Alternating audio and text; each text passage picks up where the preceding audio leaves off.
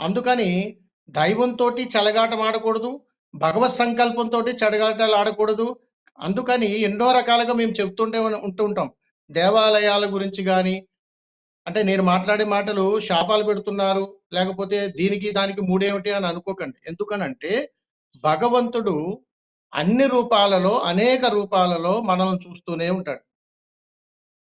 ఇలాంటి జరుగుతున్నటువంటి విపత్తులలో దానికి సంబంధించినటువంటి అధికారులు తీసుకోవలసినటువంటి జాగ్రత్తలు, ముందుగా కల్పించవలసినటువంటి అనేక రకాలైనటువంటి ఈ ప్రయాణాలకు గాని, యాక్సిడెంట్‌లకు గాని, లేకపోతే అక్కడ జరుగుతున్నటువంటి ప్రమాదాలకు గాని, దానికి కావాల్సినటువంటి అవగాహనలు గాని, అర్ధరాత్రి పూట ప్రయాణాలు గాని, హెవీ వెహికల్స్ ప్రయాణాలు గాని, రోడ్ల మరమ్మతులు గాని, ఇలాగ ఇవన్నీ కూడా ప్రభుత్వానికి సంబంధించినటువంటివి.